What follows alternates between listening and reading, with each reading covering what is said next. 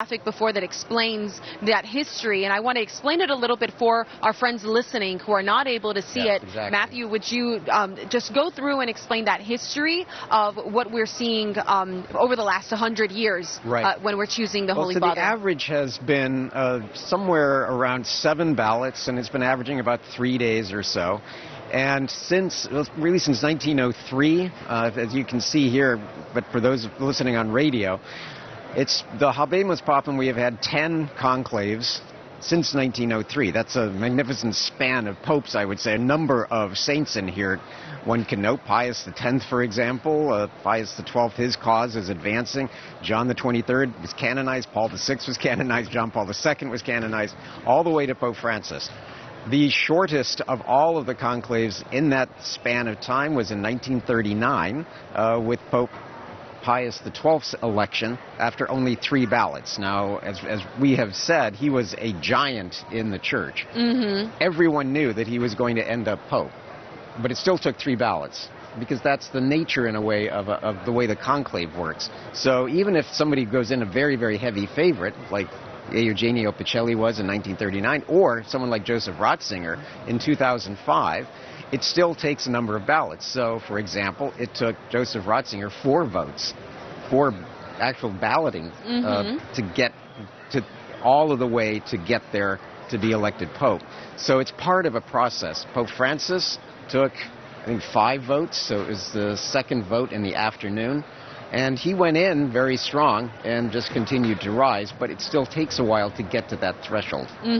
So we saw that. I mean, the reality is, if we're going by the last 2 elections, we're really looking at this afternoon. If you're going back a little bit, you're looking at tomorrow afternoon. But you never know. You really never know. I do want to go to Colum, who's in the square, who can tell us a little bit about what people are feeling here. It's the second time that they all come out. I'm wondering if they're tired or if they've really got that same enthusiasm. They've probably had a lot of Italian coffee. I know I'm relying on that Italian coffee for sure.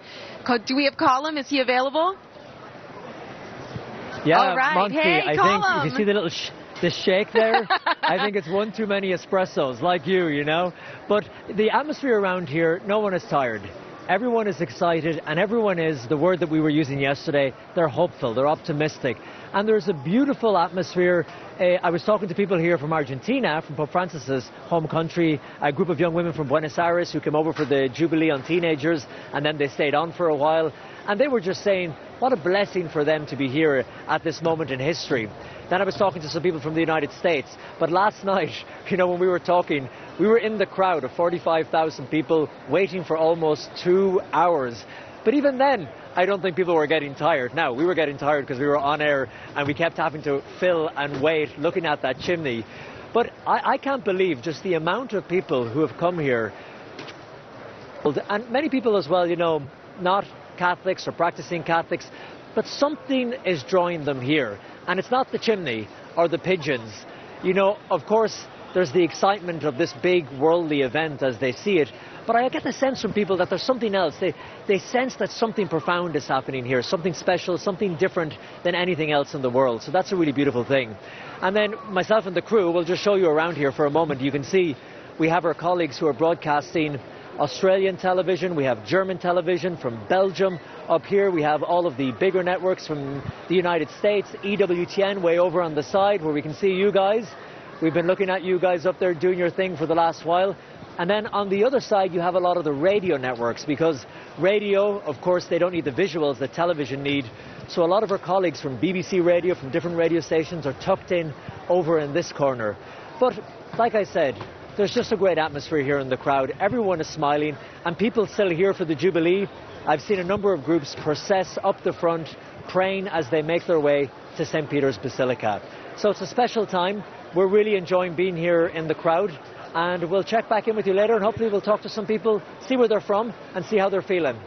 Absolutely. Thank you so much, Colum. Well, we know that people are still here for the Holy Door. That continues. It's just amazing to know that you're walking through as this momentous event is happening.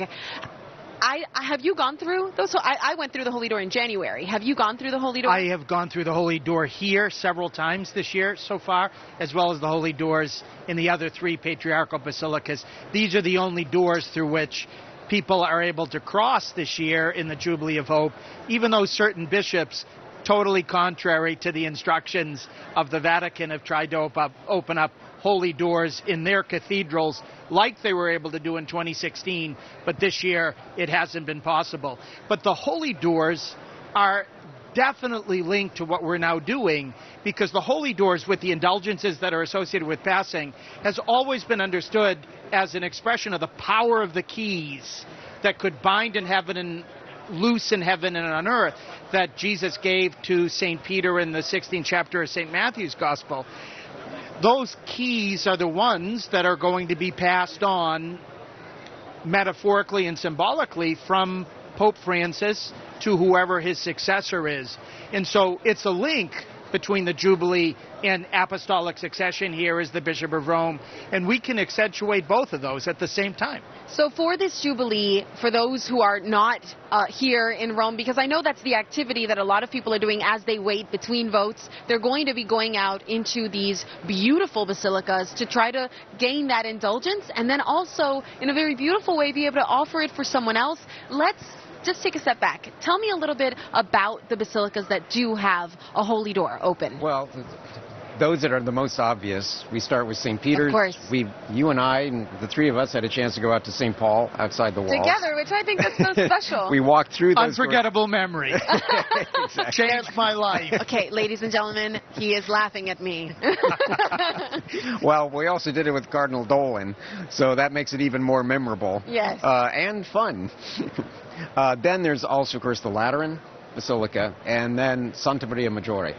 That one is especially interesting because now we know that the number of pilgrims have increased going into the Basilica for the obvious reason that Pope Francis is now buried there. It's harder to get into. Along with 7 other popes. Probably not getting the same amount of attention, at least for the moment, that Pope Francis is. So there is a great tradition among the pilgrims that when you come to Rome, you go to these major basilicas. You avail yourself of the chance to go and have that encounter with these basilicas that are so closely connected with the papacy, but also it's just a beautiful patrimony of the church. Sometimes people have been asking recently, because there are conditions to get an indulgence. Yes. First condition is to do what action is specified by the indulgence, like to walk prayerfully through one of these Jubilee doors. You're supposed to try to receive Holy Communion on that day at Mass. You're supposed to go to confession normally within 8 days of the time that you pass, prior or after, because in order to be able to receive the total remission from sins, for example, you have got to be absolved in the sacrament of confession and open to receiving the special remission of any temporal punishment due to sin as a result of it. You have to be detached from all sin, so we can't have affection for the sins that we've done. But there's one other condition, which is to pray for the intentions of the Holy Father. Yes. Normally that's done with an Our Father, a Hail Mary, and a Glory Be for the Holy Father. So people ask, what do I do when there is no Holy Father? The Church hasn't told us what to do in that circumstance, but what I would advise is to pray for the intentions of the one that God knows is going to be coming out on that balcony. He's going to need our prayers, and I'm confident that God will still very much respond to those prayers for the one who's absolutely going to need him as he embarks on the fishing expedition of his life. Absolutely. Well, we were just talking about St. Paul outside the walls. And that basilica, which I know you know a lot about, and I want to share that with our audience, because if they haven't been able to get there, they don't realize that there's something there that speaks specifically to this moment, which is across the top of that incredible corridor, the portraits of each one of the pontiffs, the Holy Fathers that have led our church, plus a couple of open spaces. So we can take a look at that. If you can see, there's Pope Francis. For those on radio, we're showing these images of St. Paul outside the walls where you look up. And please describe that for us. What's that supposed to be? So the basilica built over St. Paul the Apostle's original tomb was originally small. But then in the 390s, when we had 3 different emperors in the Roman Empire, they said, why does it make sense that over in the Vatican you've got this huge basilica, smaller than this present one, but huge basilica that stood for 1,300 years, from 326 to basically 1506. And we're going to be celebrating the 400th anniversary of the new basilica just next year in November. But why would there be a gargantuan basilica to St. Peter? And the doctor of the